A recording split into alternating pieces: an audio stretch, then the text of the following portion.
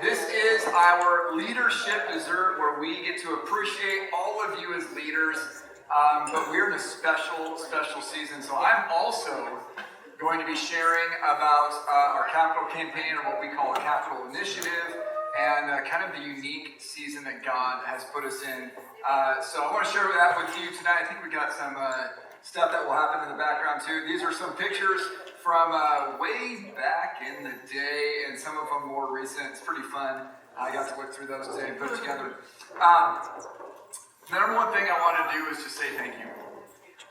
We can't do church without people who will step up, without people who will go the extra mile. And what we're here to do is give glory to God, get people close to God, and to see people's lives transformed by knowing Jesus. And that fires me up. I want you to know, just in the last year, since last November, our service attendance has grown from 275 people on average on a Sunday to over 350. That's in 1 year. We started a third service. And again, try to think numbers are people. That's 75 people on average who have a church family, who are walking with you, who are starting to plug in to serve into the Word, who are connecting in groups and in ministry, who are actually starting to say, God, what's your purpose for my life? That's huge. And another kind of cool thing, just in the last 10 weeks, we've had 30 first-time visitors come, many who are coming back. I was actually talking to a few people even tonight, just people they know who are coming. They're like, I don't even know how they found the church. And I'm going, I don't know either. It's pretty fun. God's just bringing people, sometimes through connections, sometimes just on their own. You may not know this, but 3 years ago, our average attendance on a Sunday morning was 175. So in 2 years after that, it was 275, and now just a year later, it's 350. I don't know if you see that trend there. God is accelerating our growth, which leads to a problem. But we're going to get to that problem in just a minute. First, keep telling you some kind of neat things. Life groups are up to 188 people. I want you to hear that. That's people who are coming into our church who are saying, and connecting is important. I don't know if you are interacting with people out there. They feel very disconnected from God, disconnected from each other.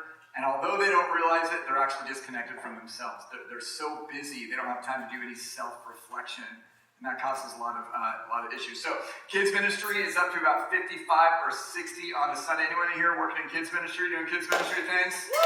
Doing great. Is it fair to say that some of the Sundays it's a little crowded? No. It's a little crowded on some of those Sundays. You may not realize that because you may not go down that hallway, but I'll say that on some Sundays the kids ministry is more crowded than the sanctuary. So if you've been in the sanctuary on some days, you realize that's pretty crowded. Our youth and young adult ministries, are they in the room? I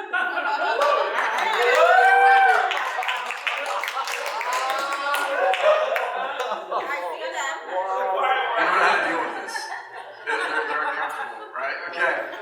Youth and young adult ministries has gone up a lot in the last year. They're averaging about 45 people between all of the groups, and they continue to grow. And you're going to see pictures of them up there. Fight Hunger. This year we packed over 16,000 meals. We had a goal to have 150 people signed up and $3,000, and our church just blew that away. We basically raised almost $4,500. The extra is going to go for next year for Fight Hunger. We already got it on the calendar, and it's just incredible. And women's ministries, men's ministries just continue to grow. There's a little competition between how many women we had at women's retreat and men's conference. I already registered for men's conference, so right now it's 45 to 1. But we're gonna even that out. The thing is, we're growing because God is moving, and because you all are willing to say, God, amen. I'll do what's needed, I'll pay the price, and that's just, there's an incredible movement of God here, and I want you to kind of understand that is a special thing that's happening in our church. It's not happening everywhere. It is happening in a lot of churches, but it's not happening everywhere.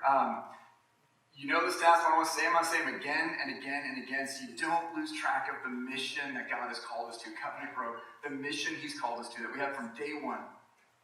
87% of our county does not go to church on a given Sunday. So if you take a 3-mile radius of our church, that's almost 40,000 people. Sometimes churches, they go, oh, we're already so big.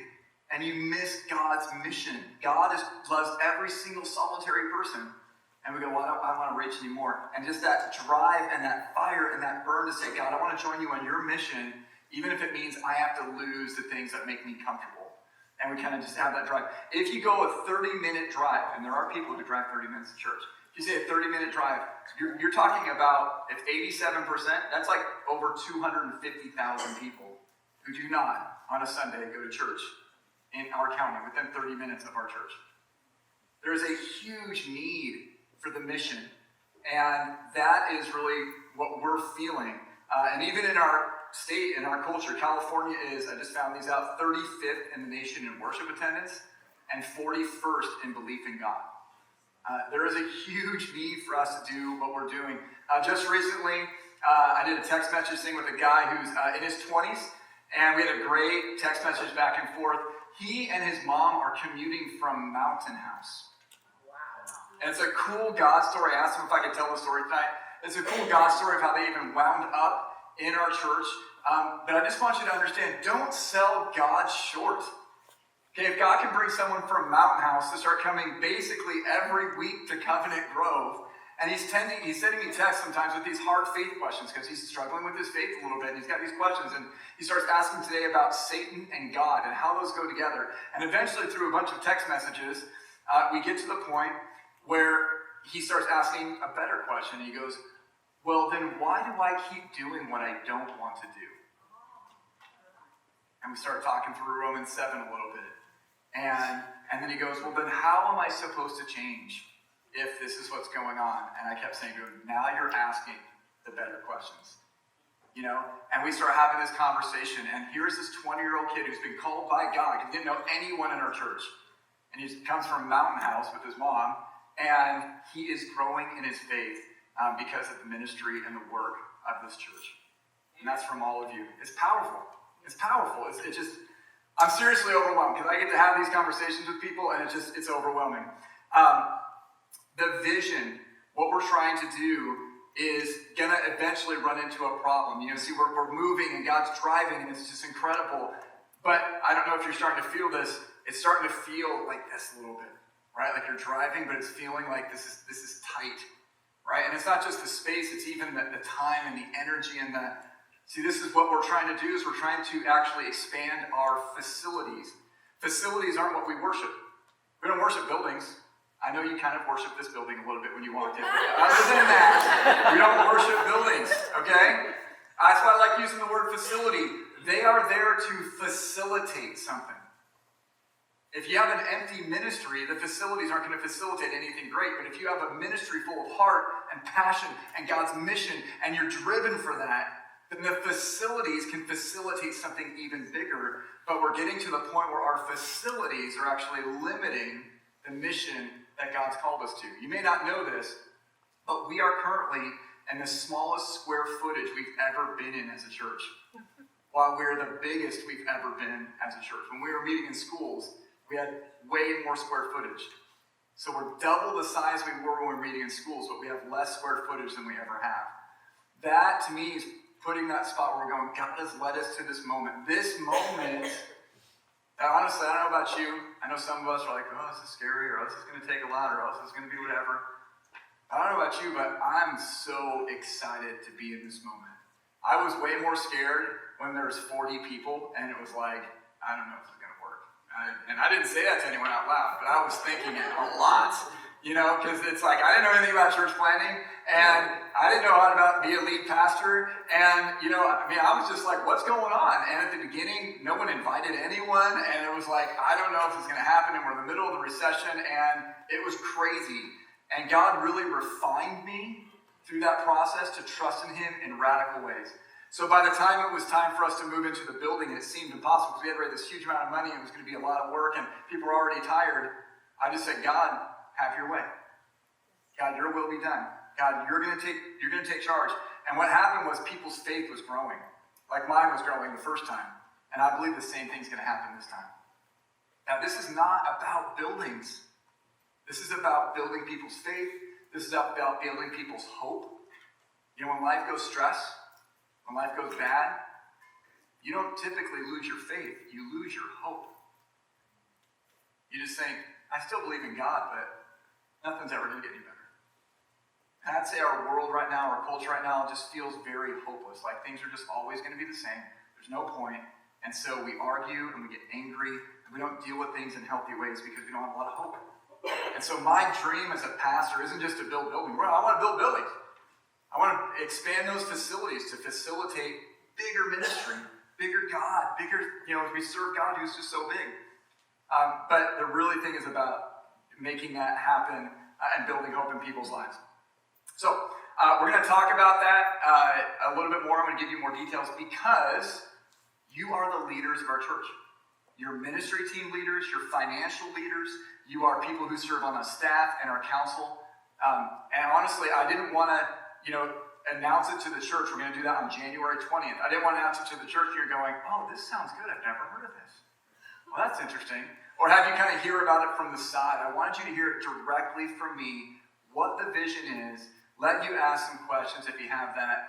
And we're going to talk about why, kind of some takeaways from tonight. But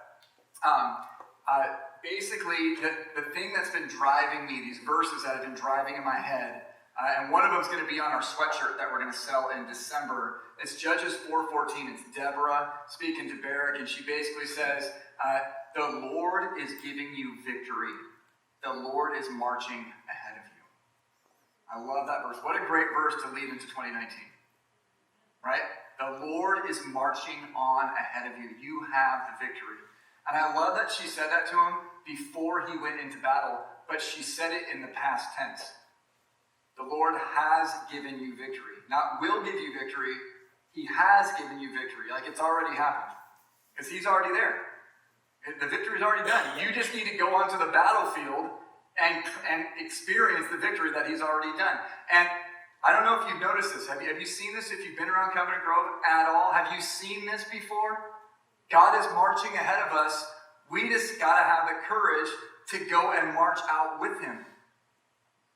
I'm going to say it one more time because I don't know about you guys, but that's been a big thing in the history of our church. Maybe I got to tell that story again. I don't know about you, but God has already made the victory. I've been scared, but God made the victory. I've been scared that, hey, there's only 40 people. Or is anyone even going to come to this church? And then hundreds of lives have been changed. God was scared that I don't know what's going to happen in the school. And then God doubles the size of our church. God, I'm scared we're not going to raise the money. And people are going to trust in leadership. And people are going to get discouraged. And God says, well, I'm not going to raise it in 3 months. I'm going to raise it in 2 months. I'm going to raise the money in 2 months. Okay? That verse to me has just been, I've just been thinking about it and reflecting on it. I'm just fired up about it. And it's exciting. Basic goals of what we're trying to do. Actually, I'm going to have our staff pass out. This is called a mission proposition or mission overview. I'm going to have them pass that out, and I'll let you kind of look over that. We're not going to go through the whole thing, but we're going to talk through some of that, and it'll be really fun to kind of go from there. All right, so as they're passing that out, I'll give you kind of an overview. We are launching a 3-year initiative called Building Hope. It's based on Nehemiah 2:20. And Nehemiah 2:20 says, the God of heaven will give us success. We, his servants, will build. And I don't know if you know, that verse has been hanging in our sanctuary for 2 years. It's on the wall. We preached through Nehemiah, and we had a sense at some point in the future we're probably going to have to build because hopefully we're going to outgrow this space. And here we are at this moment.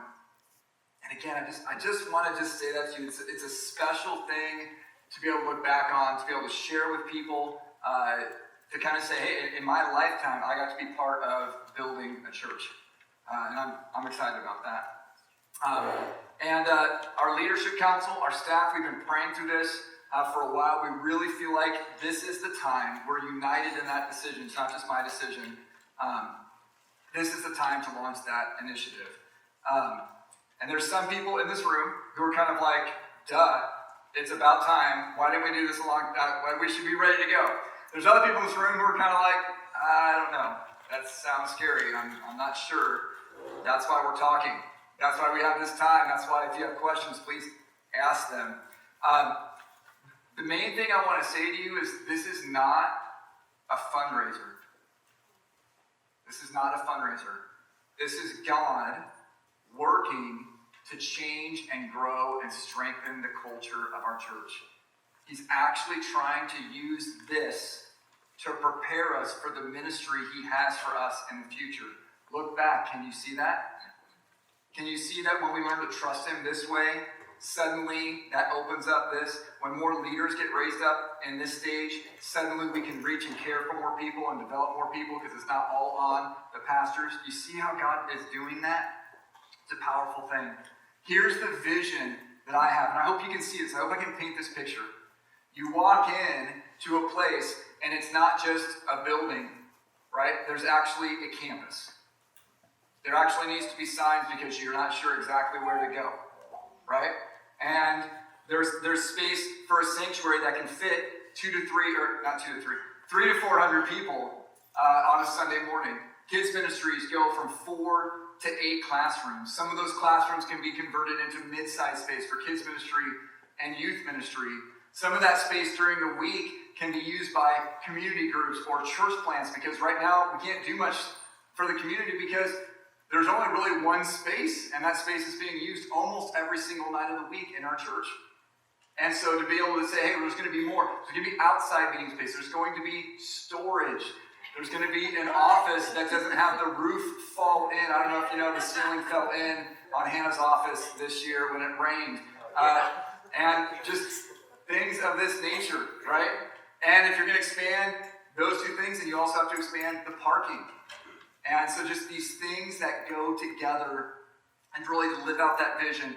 I have a vision that our church says, this isn't about buildings. That we say this is about reaching people. Right. We say that again, this is about reaching people.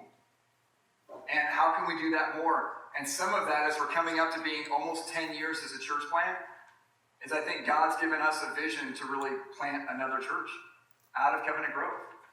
And yes, maybe there'll even be an ethnic church plant that meets on our campus on Sunday afternoon or Saturday or whatever, using that other space. But can we actually go and plant another church? Because there are people who, different churches reach different people. Can we say, hey, we're going to do what was done with us. We're going to, like Modesto Covenant sacrificed. This isn't just about us. This isn't about buildings. This is about reaching people with Jesus. We want to stay on that mission because it's so easy for churches to go, we're just going to circle it up. We're just going to circle it up. We're just going to get comfortable.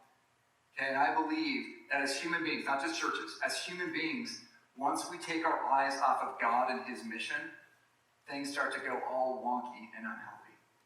And when you're on God's mission, it does not feel comfortable. It actually feels a little chaotic. It feels a little like, right? But it's like being in a good roller coaster. You're safe, but it's a little terrifying sometimes. Right, is there anyone else gone through that with Jesus? You're safe, but it's a little terrifying. Okay? That's that adventure. That's that journey. That's what I think God wants us to do. So, on your mission proposition, on the thing that I handed out to you, we're going to stop in just a minute to do questions, but I wanted to kind of lay it out. There is a goal. The goal is $750,000, and that's a big goal. But we serve a big God. And I want to give you part of our story again. When we needed to raise $150,000 to get into our building, that was 50% of our annual budget at that time. And we had to raise it in 3 months. I want you to hear that again. We had to raise 50% of our budget in 3 months. How much was our attendance at that time? Our attendance was 175 people. Okay? Now, the challenge before us is to raise $750,000, which is 150% of our budget. It's not even double. And we're trying to do that in 3 years. I think it's doable. I think we can do more. And I think as we do more, it opens up new things, new possibilities, new dreams, less debt, other things that can really make a big difference. But there's going to have to be things that we talk through and think through and do that. So I just want to kind of put that in perspective. It is a big goal, but I think God is able. There's a few key dates, and I want to ask you in this room. I know you got a lot going on, but understand this is a special season. One of the best things about when we had that first 40 people is everyone kind of cleared their calendars and said, I need to be here. I need to be at those things. And sometimes we were doing service at 8 a.m. Normally we were meeting at 2 or 3 in the afternoon, and it was all over the place, and people made it because they understood this is a special season. And there's something special that happens in there. January 20th is when we're going to announce it to the church. That's when we're going to announce it to the church. And the reason I'm sharing with you, and if you have concerns, you bring them back to me or to Steve or the staff. The reason I'm sharing that with you is so that if you have concerns, you can do that. So when we announce it on January 20th, you're not looking back at me like this. Oh, capital initiative. Wow. I got to think about that. No, you're a leader. The way you react, the people around you notice. It matters for worship. It matters how you do the sermon. It matters how you interact with people on Sunday morning. So when you hear the vision repeated again on Sunday morning, if you're on board, I would hope you would say, Amen. yes, I get it. We want to reach more people. This isn't about buildings. We're going to plant. I get that. And if you're going, I don't know how I feel about all that stuff. Well, you have 2 months to talk to us about it, and we can have combos about that, and that's totally fine, because I don't expect everyone to just get it right away. Let's have some conversations. That's okay. All right? But be a leader. Be a spiritual leader in church. That's why you're here, and that's why we're sharing that with you now. Okay? And then March 17th, what day is that? St. Patrick's Day. That is Commitment Sunday. That's where we're going to ask everyone to do 2 things. Bring a first fruits offering and also bring in their pledge or commitment for the 3 years. So what's the initial amount that you're giving, and then what's a 3-year amount that you can pledge to? That's Commitment Sunday. There's going to be meetings in between. I want to ask you to be at those Sundays. Here's what it would mean for our church to actually say, God, we hit the goals that you want us to hit. And I want you to hear these because none of them are financial, although that's a goal. But the money is just there to reach the actual goals. Number 1 is that we would be able to meet bigger needs. I don't know if you know, we can't have any more meals packed because we don't have any more room to pack the meals. So what if we had a bigger room to pack more meals and pack more than 16,000 meals? What if we could have more of that? Obviously, people have no problem funding the meals, but we need more space. One of the things we want to do is give 10%. Some of that will be for the church plant, but another part of that will be for a mission project. So something national, something international, where we're going to say, hey, if we meet our goal or beyond, that'd be like $15,000 or more.